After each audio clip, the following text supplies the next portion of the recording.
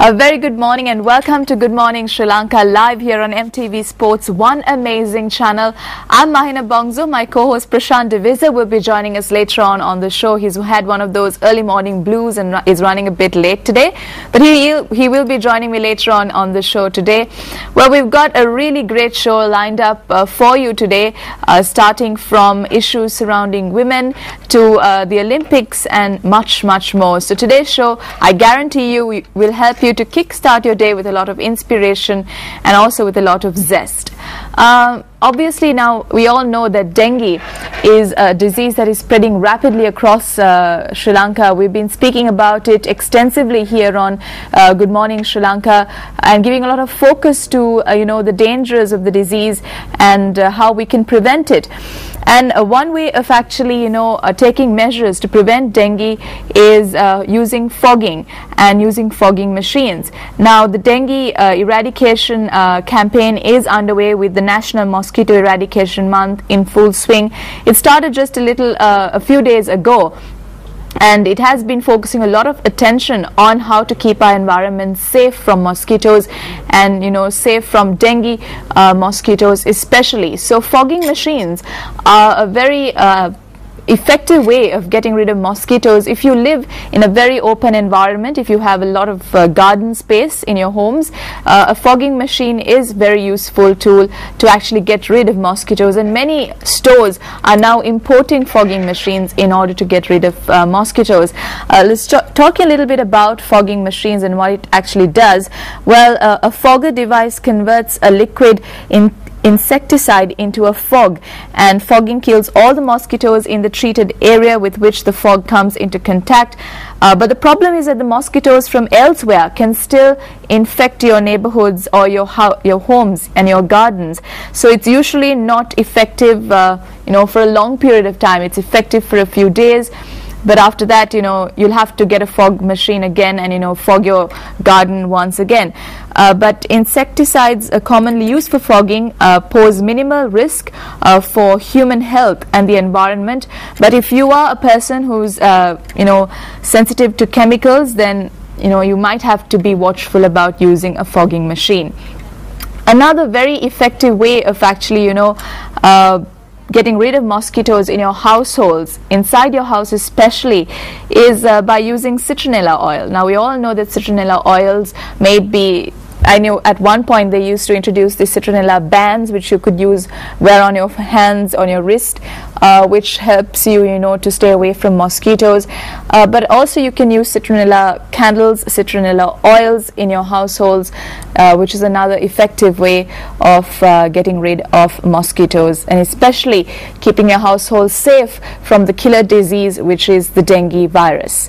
So those are some of the tips that I could give you this morning regarding keeping your household safe from mosquitoes. But it's not just spraying fogging devices or taking action at home with citronella oil or anything of that sort. If you just go about simply keeping the environment around you clean, making sure that there are no utensils out in the garden which would actually collect water, which would obviously be an environment conducive for the breeding of dengue mosquitoes.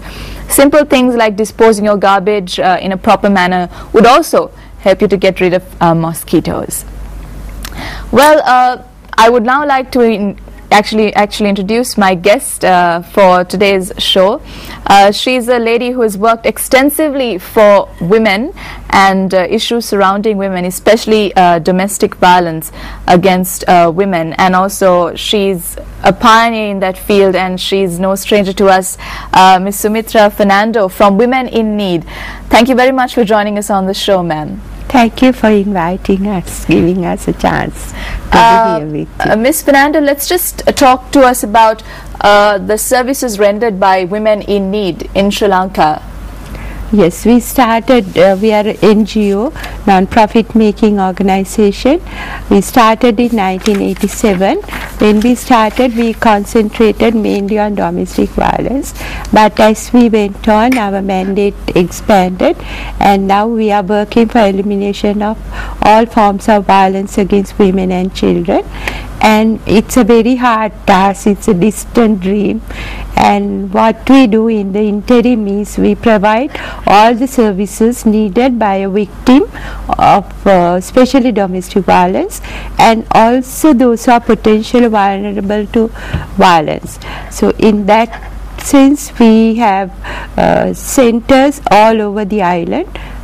Now we operate 32 centers, and we provide counseling, all forms of counseling, family counseling, marital counseling, and for children, education counseling, then trauma counseling. Then we have legal services, legal advice, court representation, and getting like protection orders for women who are subject to domestic violence. And we have 2 dedicated shelters, especially for victims of violence, temporary shelters there, but we work out a plan for them, and then only they are sent out of our shelters. And we have a helpline, operative or right through the day, and any person from all over the island can reach us.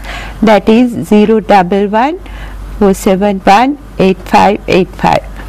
So we have introduced another very effective way of empowering and strengthening the women, which are called Women Resource Centers.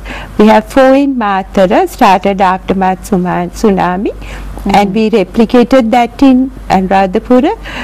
We work very closely with the community, and there are people who would identify when there are cases of violence against women in the bus, in public places, or wherever it happens, and then they bring them to the center, counsel them, provide all the services they require, help them to make the necessary proper entries in the police station, and then we have programs to develop them without just whiling away the time at home and gossiping, etc.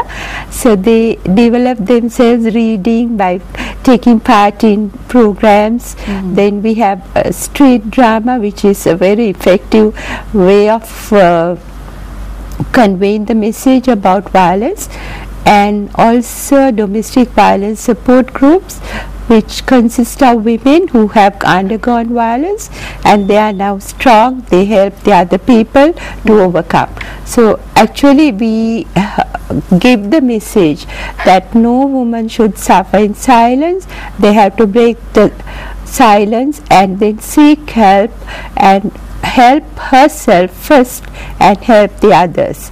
So basically domestic violence is the most prevalent form of violence against women, and it is regarded as a private hidden issue. So all the people who should help for the woman to overcome. But actually that's a good point that you actually brought up, is that domestic violence, let's just focus on that, because if you go into violence against women, there are several forms of violence against women, but let's focus on domestic violence. Now you said domestic violence is something that is done privately. It's limited to the 4 corners of your house, and usually women don't usually take it out of their houses and discuss it. So what are the main challenges you face when you have to deal with situations of domestic violence, of trying to get the women to talk or to come forward or to take action? Yes. Now in the past few years ago, we saw people, the women coming to us with a slap or just a black eye, or they have been pushed and like they have been pulled by their hair, that kind of violence, abuse. But now it's more grave forms of violence, more severe forms, horrendous forms of violence, like severing of limbs and throwing acid that burn. Then actually a few women have succumbed to their injuries, about 14-15 women, stab injuries. So we noticed that it's a more like the gravity of the violence is very serious, and the problem, one issue is that many women are reluctant to talk about it. They are very cautious about breaking up their family unit. They don't want the families to break up. They want the violence to stop.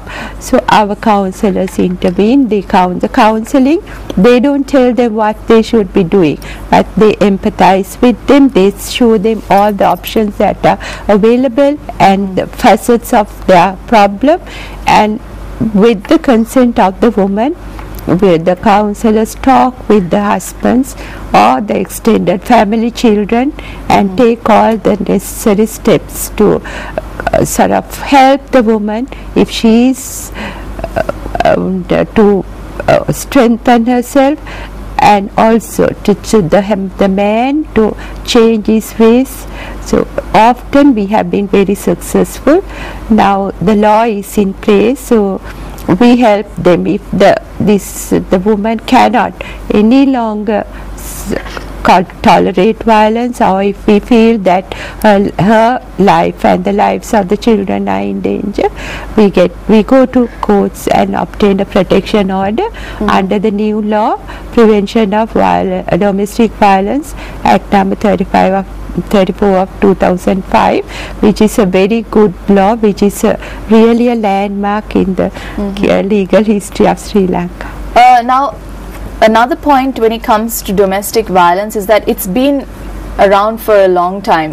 Yes. You know, in certain societies, in certain cultures, it's an accepted norm for a man to raise his hand, you know, to his own wife, because it is believed that he owns his wife, and that he has all the right to do whatever he wants to her. But that is not the sort of mentality that is there now.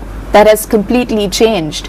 But I think one of the main problems is that the men don't know the seriousness or the severity of their actions when they, you know, raise their hand against their wife, their daughters, their sisters. Could you just, ma'am, tell us what are the, you know, the legal implications for a man who, you know, goes into this sort of domestic violence? Yes, you said it's